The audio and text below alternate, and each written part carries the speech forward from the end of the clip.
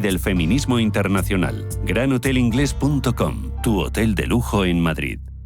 Si caminas solo, irás más rápido. Si caminas acompañado, llegarás más lejos. Luna Sevilla es su asesor patrimonial de referencia. Prestando nuestros servicios como agentes de Caser Asesores Financieros, somos una empresa con amplia experiencia profesional y una clara apuesta por la formación de calidad, la información transparente y objetiva y por el asesoramiento financiero personalizado y continuado. Si desea más información, visite lunasevilla.es o llámenos al 91 762 3442.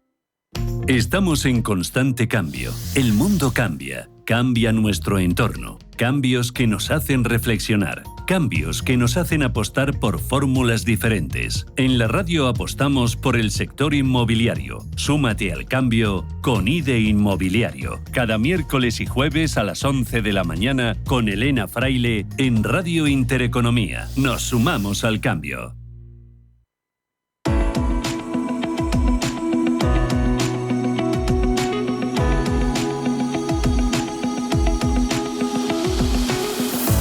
Los desayunos de Capital Intereconomía.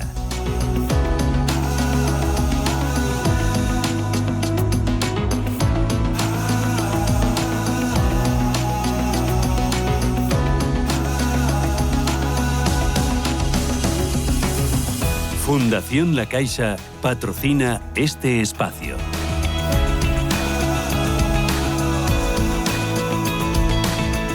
Vivienda, infraestructura, sanidad, pensiones, prestaciones sociales, educación. ¿Sabía usted que la educación es uno de los gastos más importantes de la economía del bienestar? Es el tercero en valor económico. En 1995 se cerró con un gasto en educación de 11.300 millones de euros. En ese momento representaba el 24,4% del total del gasto autonómico.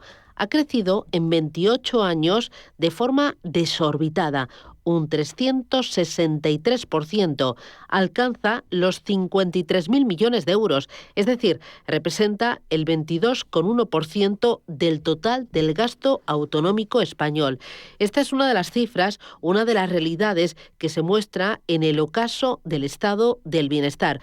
Hoy me acompaña José Ramón Riera, ¿qué tal? Buenos días. Muy buenos días, Susana. E Ignacio Vasco, ¿qué tal? Ignacio, buenos días, Susana. Un análisis actual de nuestro estado del bienestar. Y según estos datos, me entran ganas de ponerme a llorar. ¿Hay algún dato positivo? ¿Hay alguna luz que nos indique que el estado del bienestar tiene vida para rato? Vamos a ver, el estado del bienestar tal como está hoy organizado, no.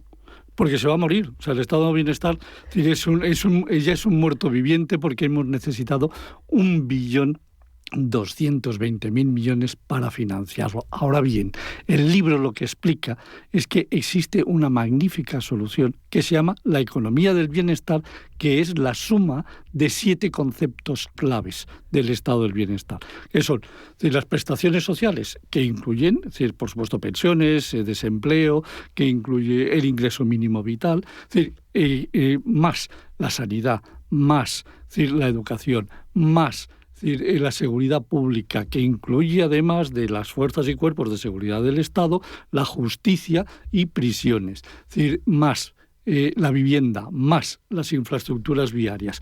Anda, esos son los 7 grandes capítulos de los 10 que publica la ONU del Estado del Bienestar, y que esos 7 capítulos son financiables, sin deuda en cualquiera de los momentos que queramos. ¿Estás soñando? Porque cuando dices sin deuda, me parece que estás en los mundos de Yupi. Déjame un segundito y te lo respondo.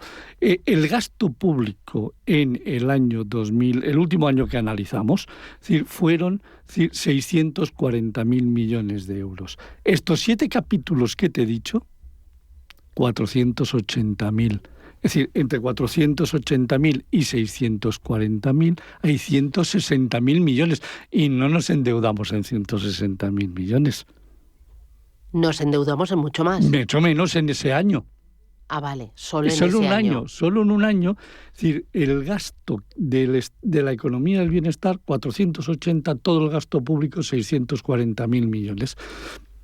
nos sobran 160.000 millones. ¿A qué se han dedicado? ¿Por qué no se lo preguntamos a los políticos? ¿A qué se han dedicado? A gasto político, que es como lo hemos llamado en el libro. Es decir, al final hemos generado un entramado dentro de la administración pública para colocar amiguetes, para tener paguitas, para gestionar las cosas de una manera altruista, única y exclusivamente para los que están en el poder, y se está cayendo absolutamente todo lo que tiene que ver con el estado del bienestar. Es decir, al final, uno de los análisis importantes que tiene el libro es que todas estas partidas que comentaba José Ramón han crecido menos que el gasto público. Es decir, el gasto público ha crecido desde el 95 hasta ahora un 224%. En cambio, todas estas partidas han crecido menos.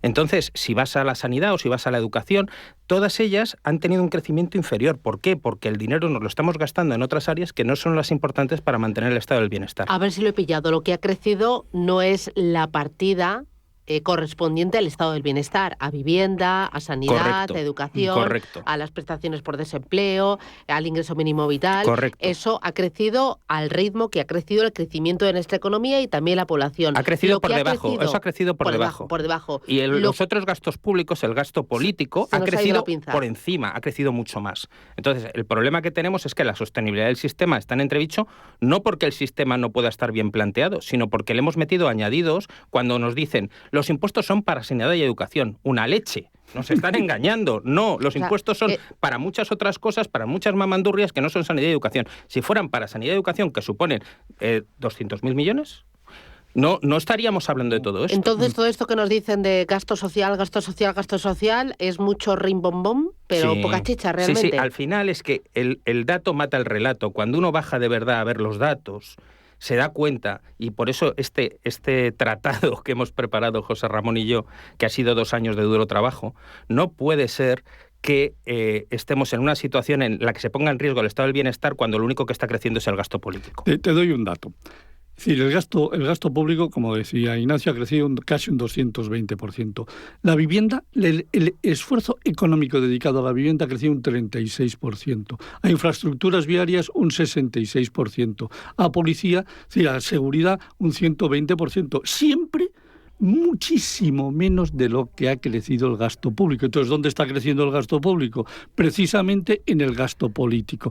Si tú miras el último año, que nos endeudamos en ese año 60.000 millones, es decir, y nos hemos gastado de más 160.000, quiere decir que todavía nos sobrarían 100.000 millones sin endeudarnos para hacer otros miles de cosas. Porque si cubrimos las pensiones y todas las prestaciones sociales, si cubrimos la sanidad, la educación, y cubrimos las viviendas, la seguridad pública, la defensa, que se me había olvidado, y las infraestructuras, hombre, hemos cubierto la parte más sustancial del estado del bienestar. Y por eso lo llamamos la economía del bienestar, porque el resto es gasto político. Y ahí es donde hay que decirle a los políticos, amigos míos, os habéis equivocado. Claro, este libro, El ocaso del estado del bienestar, es una radiografía, es una fotografía muy fiable, con muchos datos de cómo ha evolucionado el gasto público en los últimos años y cómo ha evolucionado también el crecimiento.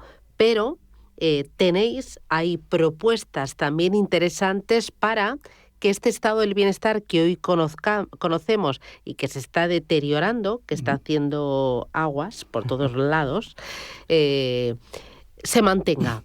Vamos a ver. Propuestas, vamos a ir en plan constructivo. Sí, vamos a ver. Sí, el libro lo que ha colocado es la foto en un momento determinado, que es la historia. Es ¿vale? una foto muy dura. Es que es la foto. Bueno, la foto lo que nos permite en estos momentos es el siguiente paso que queremos abordar. Es decir, oiga, vamos a analizar ahora ya no el 2022, que es el último dato, sino el 2023, que ya están los datos, ¿sí? Y que el gasto político, en lugar de 160, se ha ido casi a 190.000 millones de euros, y vamos a hacer una cosa que se llama eficientar el gasto económico de nuestro país. ¿Y cómo lo vamos a hacer? Si te lo cuento muy brevemente, además te doy una gran primicia. lanzamos una cosa que se llama el Instituto para la Economía Eficiente, que es un grupo de grandes ejecutivos, es decir, que están en la fase de retiro, porque si estuviesen en su mundo normal no podrían, porque serían despedidos fulminantemente, es decir, por los miembros del IBEX 35 y la presión que tiene el gobierno. Bueno, nos están apoyando en el lanzamiento a Ignacio y a mí de este instituto. ¿Para qué? Para empezar a detallar, es decir, partida por partida, en dónde se puede reducirlo. Vale, tú sabes por dónde se puede reducir, partida por partida. ¿Por dónde empezarías? Vamos, clarísimamente, es decir, todo lo tema que se llama, y que además está muy bien relacionado en la metodología que hemos utilizado para tener la información y que ahora Ignacio os contará un poquito. Va a empezar subvenciones. Subvenciones es una partida salvaje, es decir, creciente, es decir, que no tiene fin y que además el gobierno lo utiliza no solamente para nivel interno, sino para nivel internacional. Para la compra de voluntades. También toda la estructura elefantiásica que tenemos, la estructura política. Tenemos un nivel de administración general, tenemos niveles en las comunidades autónomas, tenemos niveles en las diputaciones y tenemos niveles en los ayuntamientos, con unas duplicidades brutales y con un gasto desaforado que crece. En España, desde que está Pedro Sánchez, hemos crecido en más de 450.000 personas cobrando un salario del Estado. No es que hubiera es que hay 450.000 más cobrando un salario del Estado que en el 18. Entonces, es otro área donde tenemos que trabajar y donde tenemos que... Pero lo primero para poder dar soluciones es tener un buen diagnóstico. Y es que el problema de todo esto es que no hemos hecho un diagnóstico. COFOG, que comentaba José Ramón, que es la metodología que hemos utilizado, es una metodología implantada por la ONU, por la OCDE, de contabilidad funcional. Es decir, tenemos todas las partidas de nuestra contabilidad nacional definidas por las funciones que hay. Te pongo un ejemplo que se ve muy claro en el tema de los medicamentos, por ejemplo. Vale. En España, en los medicamentos, nos estamos gastando unos 300 euros por persona y año. Algunos se gastan más que yo. Sí, pues seguro, y que yo, gracias a Dios. En Alemania se gastan 900. ¿Por qué? Porque podemos compararlo con un clic de ratón, porque los datos están en Eurostat. Vale. Otra cosa es la voluntad de poder hacer esos diagnósticos y poder revisarlo hasta las mínimas consecuencias. Entonces, la manera de poder tomar decisiones está en poder tener todos los elementos de juicio para poder tomarlas. Y este libro ahonda en eso, en plasmar en negro sobre blanco qué es lo que está ocurriendo con los dineros públicos, que son de todos. Vale, me has mencionado subvenciones, ahí se puede ajustar, estructura política también se puede ajustar. ¿Dónde más se puede ajustar? Vamos a ver, es decir, en todo aquello que sean asuntos políticos en general, que hay una partida completa que cuesta casi 100.000 millones de euros, es decir, hay que cogerla y hay que empezar a repartirla y ver qué es lo que se necesita. Hombre, claro que necesitamos un Congreso, sí, pero y un Senado. Las Cortes cuestan 600 millones de euros. 600, no 100.000.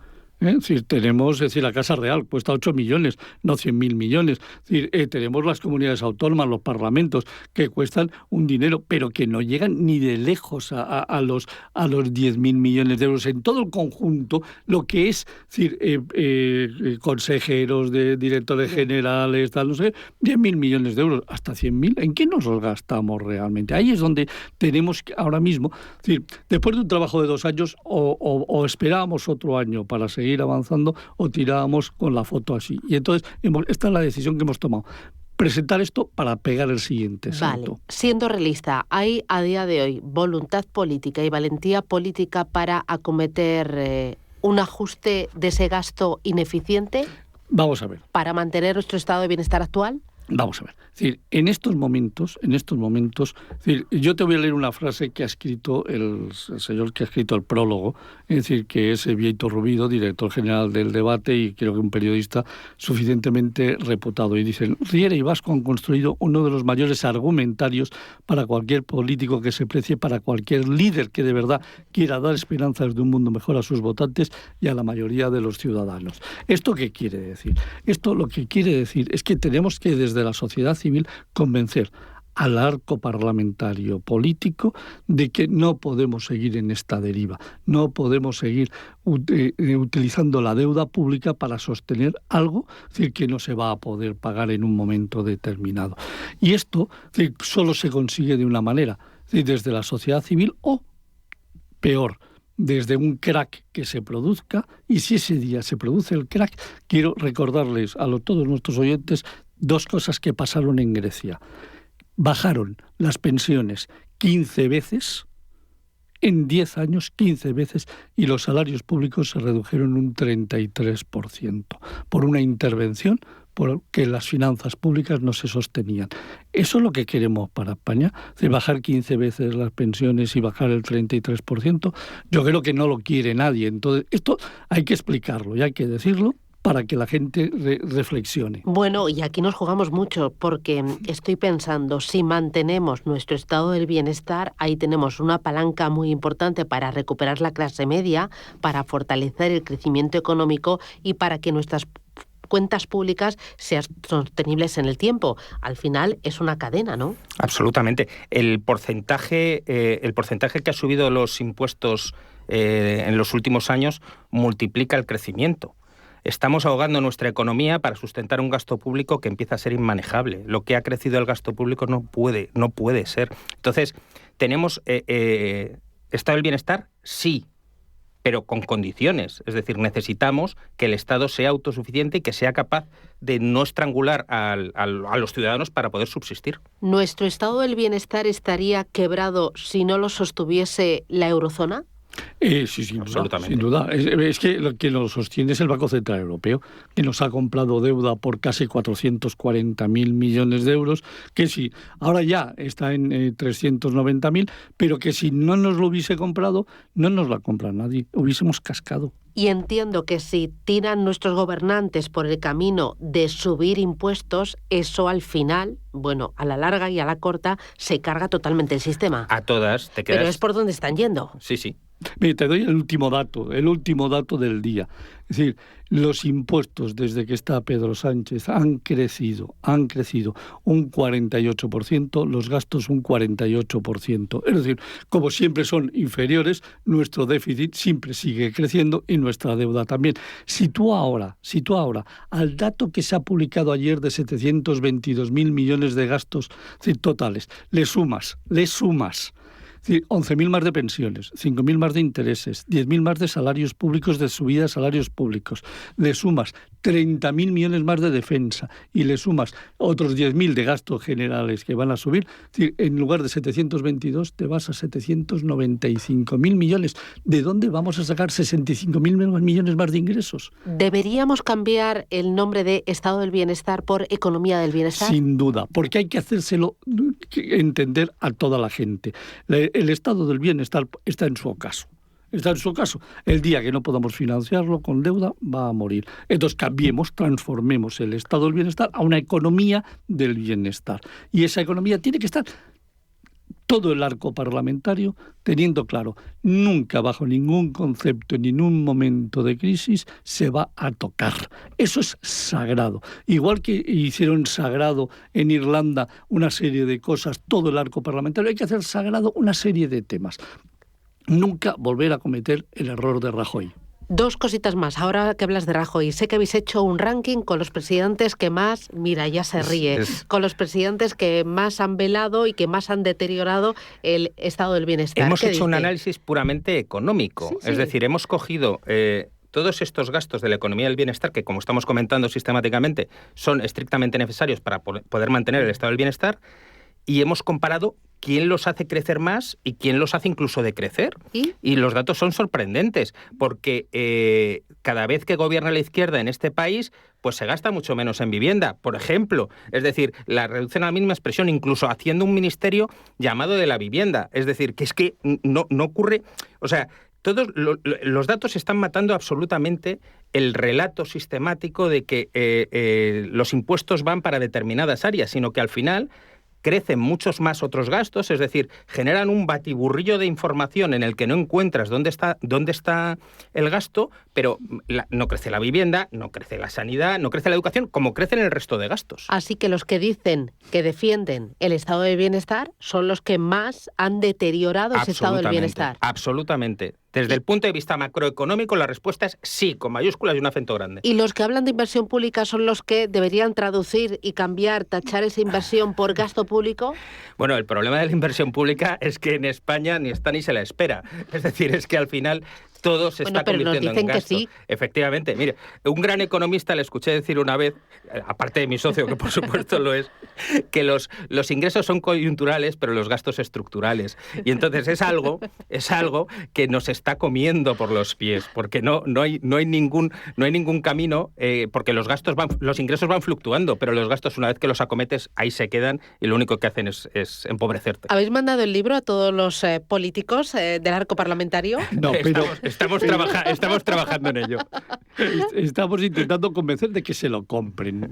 Tampoco cuesta tanto, 20 euros, y para un político con lo que gana es más que suficiente. Pero además les prometemos una cosa, y es que, igual que hemos sacado ese índice para la gestión de los presidentes, a partir de ahora les vamos a sacar permanentemente un cuadro de mandos con las 37 variables para que vean los actuales y los que vengan, que van a verse reflejados mes a mes, trimestre a trimestre, año a año, en un cuadro de mandos de cómo lo están haciendo, si lo están haciendo bien, si lo están haciendo regular o si lo están haciendo mal. Se van a ver, se van a hacer fotos que van a tocar mucho la moral del político que lo hace mal. El ocaso del estado del bienestar, José Ramón Riera, Ignacio Vasco. Esto tiene que ser un libro de cabecera para ellos, los políticos, pero para cada uno de nosotros, para conocer exactamente cuánto se gasta, cuánto se invierte, a qué va destinado y sobre todo entender o intentar pues eliminar ese ruido que tenemos constantemente y que nos hace pues perder la visión, perder la realidad. Es una pena. Y además una cosa, este libro no es para economistas, es para el público en general. No es un libro sencillo, pero es un libro que te clarifica cada uno de los gastos públicos. El ocaso del estado del bienestar. José Ramón Riera, Ignacio Vasco, un placer. Gracias. Muchísimas gracias. Adiós. Así. Fundación La Caixa ha patrocinado este espacio.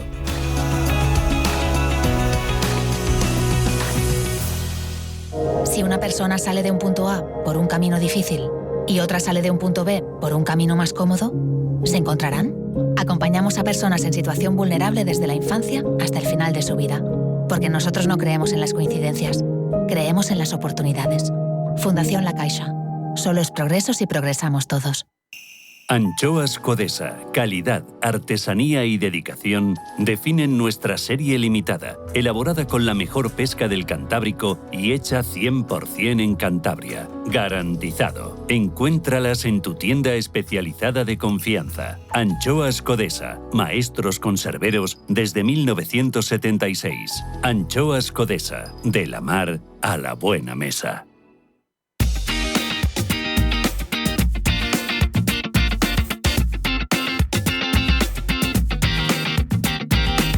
Moeve alcanza 100 estaciones de servicio con puntos de carga eléctrica ultra rápida en España y Portugal, lo que le convierte en la energética con más estaciones de servicio conectadas con alta potencia en España, impulsando así la descarbonización del transporte y la transición energética. Estos puntos de carga permiten recargar un 80% de la batería de un coche eléctrico en solo 10 o 20 minutos, en función del modelo. Con estas estaciones ubicadas por España y Portugal, Moeve conecta los principales corredores por carretera en la península ibérica.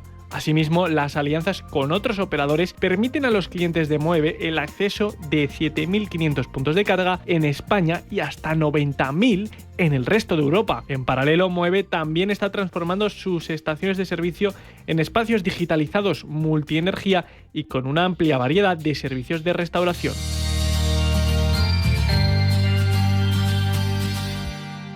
Si eres una agencia inmobiliaria y quieres incrementar el número de operaciones de alquiler, entra en plandeprotecciondealquiler.com, la única plataforma especialista en la gestión de garantía de alquiler a través de profesionales inmobiliarios. Si eres un propietario inversor y quieres garantizar la rentabilidad de tu alquiler, plandeprotecciondealquiler.com, con el respaldo asegurador de compañías de primer nivel inscritas y supervisadas por la DGS. Antes de que amanezca te acompaña, escucha y ameniza las mañanas en Radio Intereconomía. Antes de que amanezca, con Guillermo Sancho Muela, de martes a viernes de 6 a 7 de la mañana en Radio Intereconomía.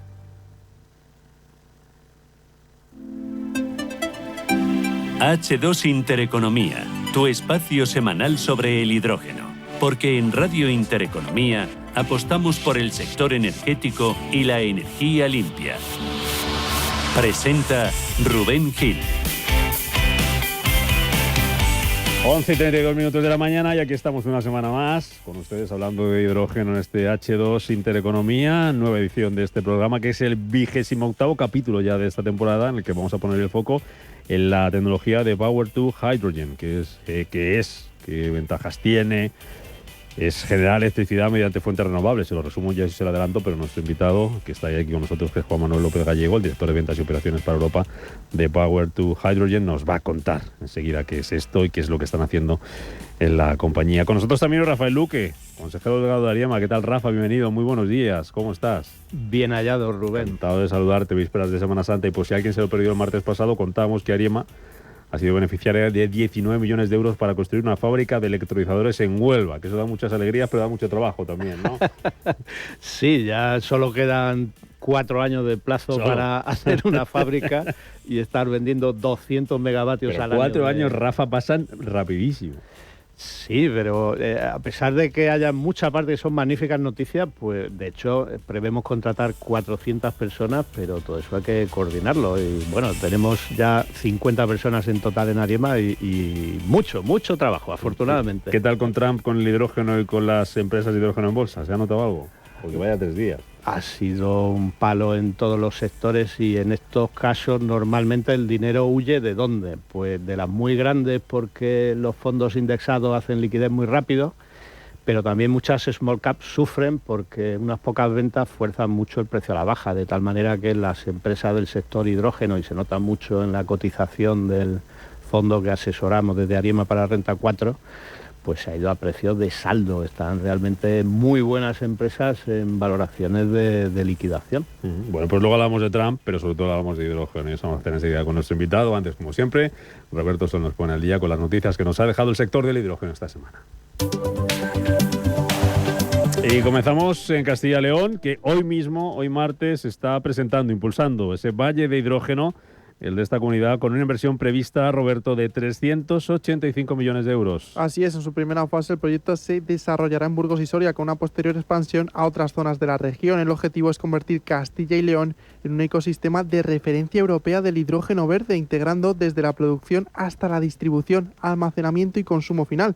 Carlos Javier Fernández Garrido es consejero de Economía y Hacienda. Se trata de hablar de la producción del hidrógeno, de la generación de la energía, pero también de buscar los consumidores para que en torno a esta iniciativa se esté generando la posibilidad de su consumo en el territorio, y consumir en el territorio pues determina hacerlo en mejores condiciones de precio, consumir un producto que es renovable y que nos puede dar el marchamo de etiqueta verde y además dar la seguridad del suministro energético, que tan importante es en nuestro momento ante las dificultades estratégicas ante las que nos encontramos.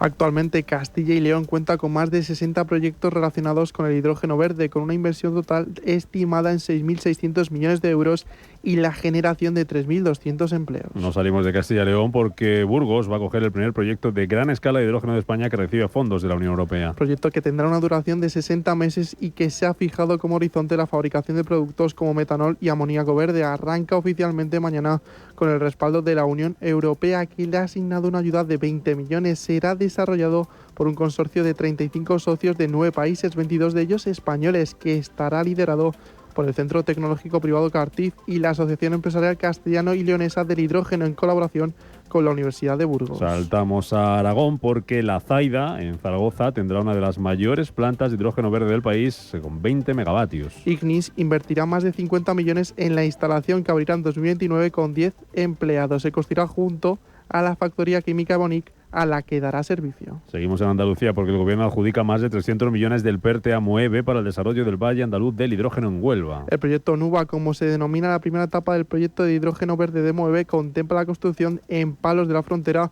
de una planta de generación de hidrógeno verde con 400 megavatios de potencia de electrolisis, lo que le permitirá la creación de 10.000 empleos entre directos e indirectos. Hyundai renueva el Nexo, un SUV de hidrógeno con 700 kilómetros de autonomía que apenas todavía se conoce en España. El motor eléctrico que se encarga de mover sus ruedas aumenta la potencia hasta los 201 gigavatios. Con ello es capaz de ejecutar el 0 a 100 kilómetros por hora en 7,8 segundos. Para poder alcanzar este aumento de potencia, también se ha modificado tanto la propia pila de combustible como la batería. La capacidad del tanque de hidrógeno es ahora de 6,69 kilos, lo que unido a un motor eléctrico más eficiente hace que su autonomía crezca hasta los 700 kilómetros. Y terminamos en la India, que ya opera un tren de hidrógeno que rompe un récord de potencia. Este tren destaca por su motor de 1.200 caballos, superando los modelos europeos que cuentan con motores de entre 500 y 600. Fabricado por Integral Coach Factory en Chennai, el tren está compuesto por un vagón de pasajeros y 2 vagones adicionales para el almacenamiento de hidrógeno. Alcanza una velocidad máxima de 110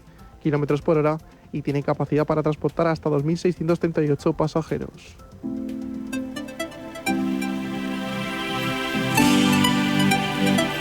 H2 Intereconomía, tu espacio semanal sobre el hidrógeno.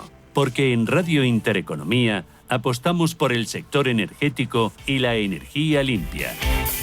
Pues sobre ruedas o sobre vías, pero siempre con hidrógeno. Y con Rafael Luque, el consejero delegado de ARIEMA. ¿Con qué te queda, Rafa? Antes de saludar a nuestro invitado de esto que nos ha contado Roberto. Bueno, hoy hay muchas noticias interesantes. Por impacto económico, quizá destacar los valles del hidrógeno. La noticia de Moeve forma parte de los 1.200 millones adjudicados por el gobierno a través del IDAE. Y realmente aquí sí que ya por fin se van a empezar a ver grandes instalaciones de producción de hidrógeno verde, junto a la que contabais de Castilla y León, con el protagonismo en particular de Burgos.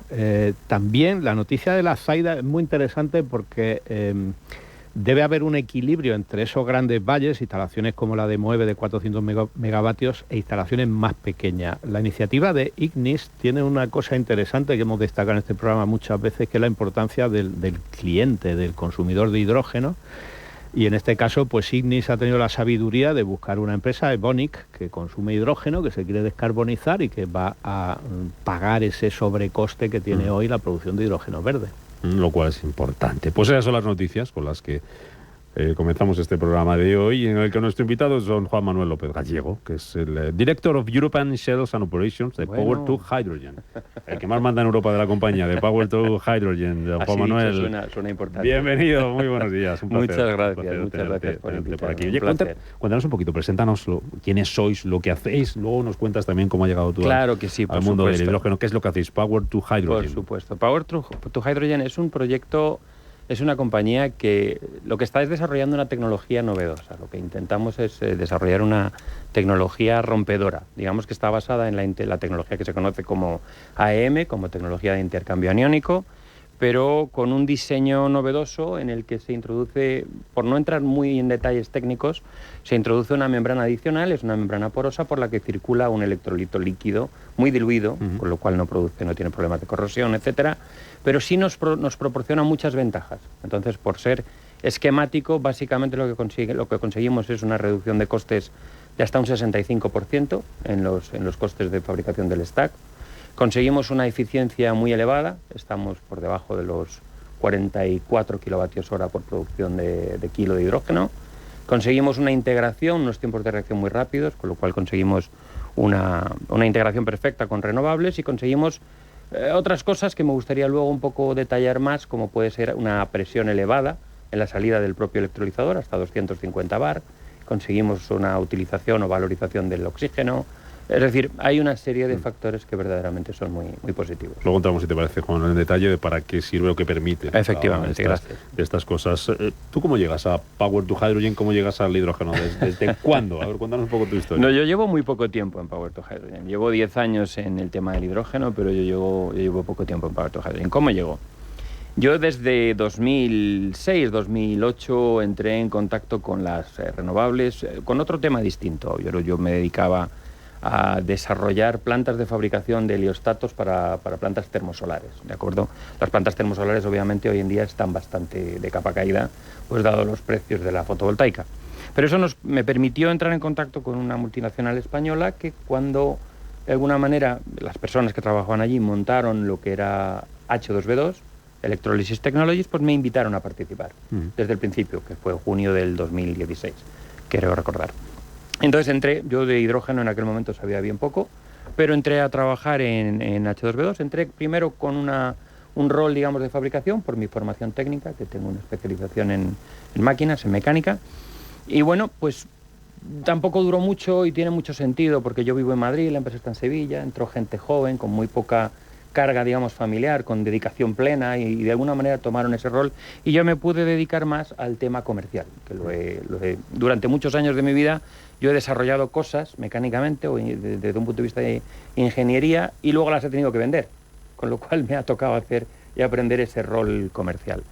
Hace relativamente poco tiempo, hace unos meses, fue cuando me entró en contacto conmigo esta empresa, Power2Hydrogen. Me pareció un proyecto ilusionante, me pareció un cambio de aires, por tecnología, por competitividad también en precio, por novedad, y no os lo voy a negar, también me resulta hasta cierto punto exótico el hecho de trabajar también para una empresa norteamericana en lugar de una empresa española. Y ese fue el motivo, ese fue un poco la razón del cambio. Una empresa norteamericana centrada en el hidrógeno, ¿qué quiere ser en Europa? ¿O cuál es el objetivo? ¿Cuál es la pretensión? No es pretensión, es que no nos va a quedar otra, es decir, es lo que hay. O sea, ahora mismo Europa es el motor, digamos, no considerando Asia en la partida, es el motor. Estados Unidos está en una situación, luego hablamos si queréis de ello, bastante comprometida. Vamos a ver, Power2Hydrogen lo que tiene es tecnología propia, ¿de acuerdo? Desarrollada desde hace bastantes años, desde 2006, 2008, ¿de acuerdo? Es decir, tecnología primero en materiales, electrodos, catalizadores, etcétera, etcétera. Y luego en 2008 desarrollan un invento, no es un descubrimiento, es un invento, que es esto que os comentaba, la multigrid, que es esta AEM híbrida que llamamos, ¿de acuerdo? Y la ponen en desarrollo y en fabricación. En 2019 esto era una compañía que se llama PH Matter, que sigue existiendo, que es la que fabrica precisamente todo el tema de coating, electrodos, etcétera, etcétera. Y en 2019 se funda Power2Hydrogen. Power2Hydrogen ya con una vis, digamos, más comercial de fabricación de los stacks y posteriormente de los electrolizadores. Digamos que desde el 20 al 25 estamos en fase de startup, scale-up. ¿Qué es lo que nosotros queremos ahora? Estamos en una fase ya de venta de equipos de 1, 2, 3, 5 megavatios con esta tecnología, y estamos intentando, lógicamente, pues promocionar cuáles son las ventajas de esta tecnología. Rafa. Bien, me voy a permitir, para poner un poco en contexto la tecnología, que los oyentes visualicen lo que aporta esta empresa. En electrolizadores hay dos tecnologías comerciales hoy, que son la tecnología alcalina y la tecnología PEM. Por ejemplo, H2B2 es un fabricante español de electrolizadores PEM. Hay dos tecnologías que están en I+D tratando de acercarse al mundo comercial, que son la AEM, que citaba Juan Manuel, y la de óxido sólido. Y luego, pues hay muchas empresas, como es el caso de la que nos presenta Juan Manuel, que lo que buscan es un breakthrough, es una nueva y rompedora tecnología que pueda aportar realmente un cambio de escala en eficiencia o en coste en la producción de hidrógeno verde. Y esas son las ventajas de lo que nos contaba antes nuestro invitado, en qué consiste y qué diferencia hay. Muy fácil, explícamelo, y si no se lo pido a Rafa que lo traduzca. Respecto a los electrolizadores convencionales, ya nos contabas antes un poco las ventajas que tienen. No sé si esas ventajas no las proporcionan o no todas los electrolizadores convencionales o cómo es. Efectivamente, lo que intentamos es aunar las ventajas de todos los tipos de electrolizador. Como perfectamente ha explicado Rafa, un electrolizador de tipo alcalino tiene un coste muy consolidado, un coste muy razonable, muy asequible para los clientes, pero sin embargo se integra bastante mal, por ejemplo, con energías renovables por la degradación. La tecnología de intercambio protónico, la tecnología PEM, sin embargo, se integra perfectamente, tiene una eficiencia muy interesante, muy correcta, pero sin embargo tiene unos costes muy elevados por la necesidad de utilización de metales preciosos, platino, iridio, etcétera, de acuerdo, titanio. Nosotros aunamos lo bueno de esas tecnologías. Es decir, mantenemos la no necesidad de metales preciosos. Nosotros utilizamos hierro, acero inoxidable, níquel, metales de esas características, que, como os decía, se han venido desarrollando desde 2006 en todos esos estudios que se han hecho de esos materiales para electrodos, etcétera. Pero es que además conseguimos mantener una eficiencia elevada y una capacidad de integración con energías renovables muy correcta, digamos que al mismo nivel de la que puede tener perfectamente una tecnología PEM. Vamos a ver, al final, en lo que es la aplicación comercial a día de hoy, los alcalinos son los más extendidos por al final consiguen hacer hidrógeno verde más barato. Y los AEM, de momento, están más a nivel experimental porque tienen un problema técnico, es el crossover, se llama en inglés, y es que cruzan lo que hace la membrana, envenenan catalizadores y, tristemente, pues de momento, la vida útil de estas máquinas es breve. Coméntanos cómo tu tecnología consigue resolver ese punto débil. ¿Hasta qué punto podemos entrar técnicamente? Vamos a ver, brevemente. Tú tira y yo a Rafa traduzco. Brevemente, nosotros no tenemos necesidad de ionómeros, por ejemplo. ¿Qué son ionómeros? Lo que estamos reduciendo es precisamente lo que comentaba Rafa, es decir, no se va a producir ese crossover, se produce mínimamente, con lo cual la degradación de los electrodos es mínima, es muy reducida. Es prácticamente, quería decir, la misma que podemos tener en intercambio protónico, en PEM, ¿de acuerdo? Nosotros tenemos test, tenemos pruebas, nosotros estamos trabajando con NASA, con Shell, estamos subvencionados también por el Departamento de Estado norteamericano, quiero decir, son cosas probadas y testeadas totalmente. Nosotros tenemos una durabilidad probada de 5 veces, un 500% la durabilidad de cualquier intercambio aniónico existente ahora mismo en el mercado, ¿de acuerdo? Aparte de otras ventajas, nosotros tenemos la posibilidad, porque mecánicamente, digamos, al introducir esa membrana adicional, que como os decía es una membrana porosa, mecánicamente la estructura de todo el electrolizador es muy estable, es muy robusta, con lo cual nos permite presurizar hasta 250 bar. Con lo cual, la eficiencia que os comentaba, que en el conjunto del electrolizador sale por debajo de 50 kilovatios hora por kilo de hidrógeno, estamos hablando de que en PEM estaríamos en 55, 56, con lo cual al final de 10 años de trabajo, evidentemente, es un coste muy grande en energía eléctrica, pero es que además nosotros podemos reducir el coste inherente dentro de una planta completa a la utilización de los compresores. Es decir, sacando el hidrógeno a 250 bar, en muchos casos no es necesaria la utilización de un compresor. Con lo cual, estamos reduciendo no solamente el coste del CAPEX, digamos, del propio compresor, sino el coste de operación, el mantenimiento. Los compresores son equipos bastante delicados, requieren un mantenimiento bastante exhaustivo, ¿de acuerdo? Por último, y esto es una cosa que se desprende también de nuestra tecnología, pero que no es desdeñable, es la utilización del oxígeno. Es decir, nosotros precisamente por ese sistema que utilizamos, el oxígeno que obtenemos es oxígeno bastante puro para lo que ofrece ahora mismo la industria. Es decir, obtenemos oxígeno por encima del 90% de pureza y además obtenemos el oxígeno a una presión de entre 10 y 10 bar. Entre 10 y 20 bar, quiero decir. Con lo cual, el oxígeno es valorizable. A nivel industrial, no me refiero a nivel hospital. Pero a nivel industrial el oxígeno es valorizable. Con lo cual, al final, la eficiencia del conjunto del equipo la estamos todavía mejorando más, ¿de acuerdo? Por la utilización de sus subproductos. Tus colegas americanos, Faunal, ¿qué te cuentan? Imagino que algún WhatsApp, algún correo os habréis intercambiado estos días. Yo sí, prefiero evitarlo, prefiero casi que evitarlo. ¿Y cómo puede afectar eso a los proyectos de hidrógeno de allí y de aquí? Porque no sé en qué medida nos puede afectar todo este lío que hay de... Vamos a ver... dinero que se mueve, dinero con miedo... Claro, no Rubén, a mí hay mucha gente que me pregunta ¿y cuál es tu opinión? Os lo comentaba antes. Mi opinión no es importante, la importante es la opinión de ellos, la opinión de gente que está trabajando allí, que llevan 25 años trabajando en estas cosas y que llevan sacando adelante empresas y proyectos y que ahora se encuentran de repente con que les han quitado el suelo debajo de los pies en muchos casos. Ya no nos afecta tanto a nivel proyectos porque realmente nosotros sí tenemos proyectos firmados, tenemos, digamos, levantado suficiente capital como para poder sobrevivir durante unos cuantos años, etcétera. Pero ya no es eso, es un poco las perspectivas de futuro. Entonces, ¿cuál es el posicionamiento ahora mismo de Power to Hydrogen? Europa. Nosotros vamos a seguir manteniendo la fabricación de todo lo que sería tecnología en Estados Unidos. Las razones son dos, pero son muy sencillas de explicar.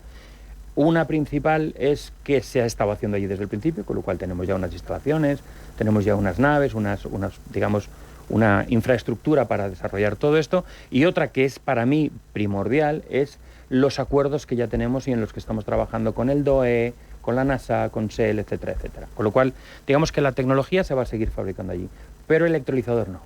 El electrolizador, y esto es una primicia, vamos a plantearnos el traerlo a Europa de manera que podamos entrar en un Hydrogen Europe, en una asociación nacional española del hidrógeno, que digamos es un poco lo que yo he vivido durante todos estos últimos 10 años, y poder optar pues a un Innovation Funds, a un cualquier tipo de ayuda, y poder movernos, digamos, en una zona donde el hidrógeno sí se está regulando. Tenemos los combustibles para aviación, tenemos los combustibles de origen no biológico, etcétera, etcétera, etcétera, que nos van a permitir poder mantenernos un poco en la partida. Ese traes el electrolizador aquí, entiendo que se evitará también posibles aranceles. Efectivamente, es parte de la jugada. Es decir, nosotros estaríamos importando solamente una parte, que sería la parte de tecnología, que además ya os he adelantado que puede tener un 65% menos de coste de lo que supone un stack convencional, por ejemplo, en intercambio protónico, que compararía, digamos, tecnológicamente y en prestaciones.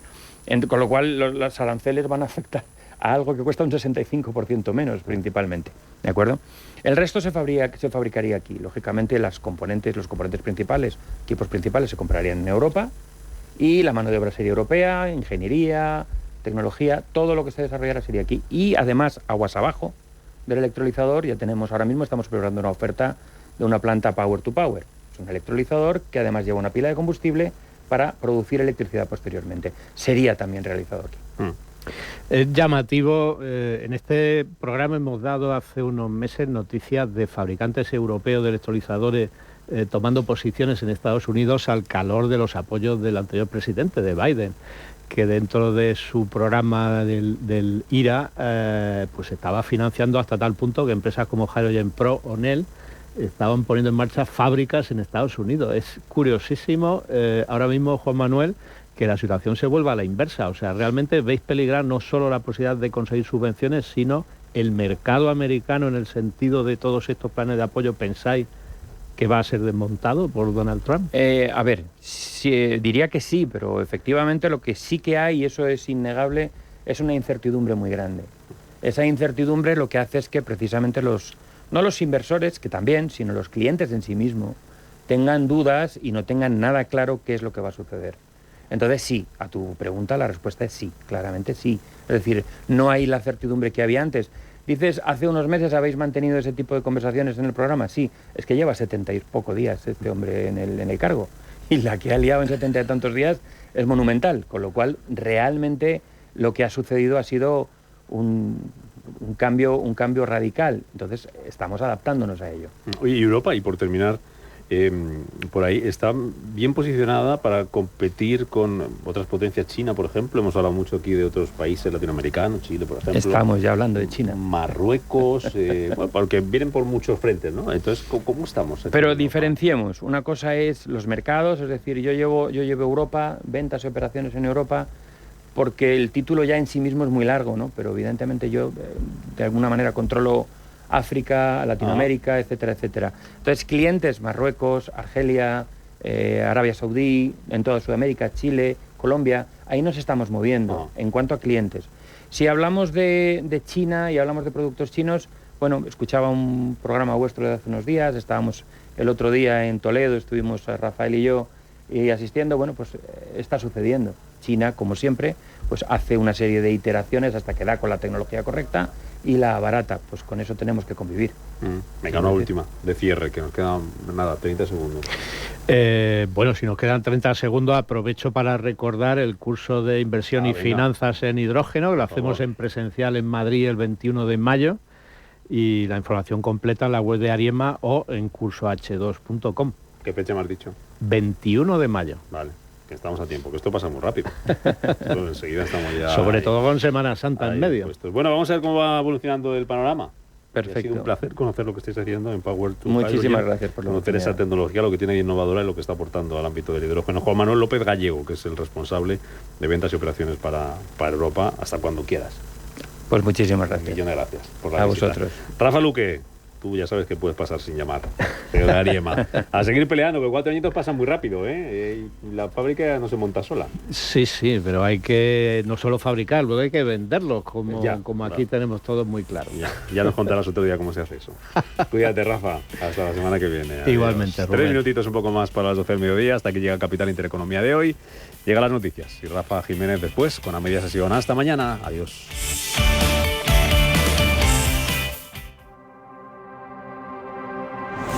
Ferrari fue fundada por el piloto de carreras Enzo Ferrari en 1929. Al principio formaba parte de la escudería Alfa Romeo. No es hasta 7 años después cuando Enzo logra independizarse de la marca italiana y puede poner su nombre a los coches. El primer modelo fue el 815, construido en 1940, con el que Ferrari ganó la Mille Miglia.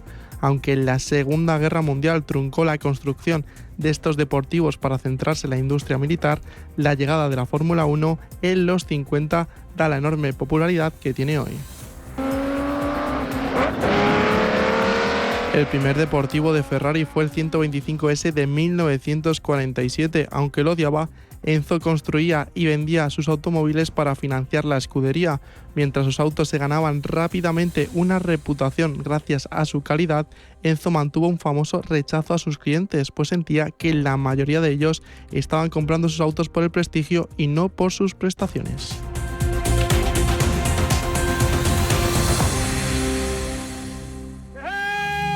Si tu pasión es la caza, sueñas con el sonido del río mientras lanzas tu caña, o simplemente disfrutas del campo y la naturaleza, este es tu programa. Caza, pesca y naturaleza. Todos los sábados y domingos de 7 a 8 de la mañana en Radio Intereconomía. Coordina Marcos Ruiz.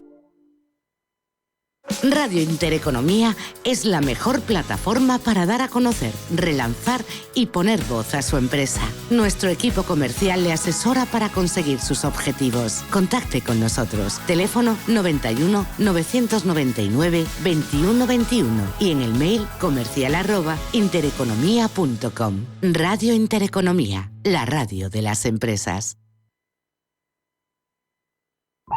Amazon, Nvidia, Netflix, Coca-Cola, Prosus, Airbus, Ferrari, Lululemon. Empresas cotizadas, su historia, sus cuentas, sus proyectos y su evolución en bolsa. Radar Empresarial, de lunes a viernes a las 10 de la mañana en Capital Intereconomía.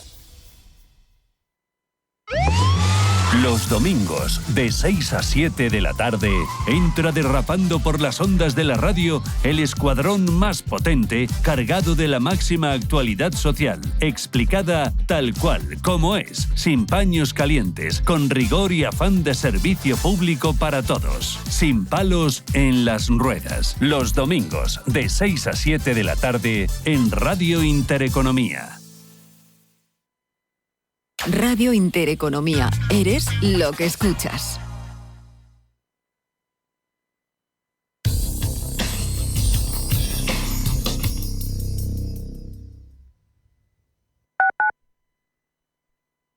La consultoría empresarial del futuro ha llegado y su nombre es Carácter. Te ayudamos a conseguir los mejores resultados de negocio utilizando la tecnología de vanguardia y el mejor talento. Es tiempo de mirar hacia el futuro y combinar progreso, impulso y talento. Es tiempo de Carácter, la consultoría tecnológica para el sector financiero y de seguros. Visita carácter.es, la primera con Q. Si el problema es el cambio, la solución es cambiar. ¿Te unes? Si eres un family office, un inversor institucional y quieres invertir, Sirena Invest es tu aliado. Sirena Invest es una promotora inmobiliaria con más de 15 años de experiencia en el sector inmobiliario polaco que ofrece invertir en una de las economías más pujantes y rentables del mundo. Polonia. Recuerda, sirenainvest.com con Y o llámanos al 648 019495. ¿Quieres diversificar tu cartera de inversión y proteger tu patrimonio? Haz lo posible con Silver Gold Patrimonio. Entra en el fantástico mundo de los metales preciosos de inversión de forma sencilla y acompañada por los consultores expertos de Silver Gold Patrimonio. Oro, plata, platino, paladio, rodio, osmio. Silver Gold es patrimonio inteligente. Esta Semana Santa vive un huevo de aventuras by Kinder en Faunia. Del 12 al 21 y los días 26 y 27 de abril, consigue tu Kinder sorpresa en una experiencia única para toda la familia. Explora, juega y descubre el mundo animal muy cerca en Faunia. Entrada online desde 16,90 €. Antes de que amanezca te acompaña, escucha y ameniza las mañanas en Radio Intereconomía. Antes de que amanezca, con Guillermo Sancho Muela. De martes a viernes, de 6 a 7 de la mañana, en Radio Intereconomía.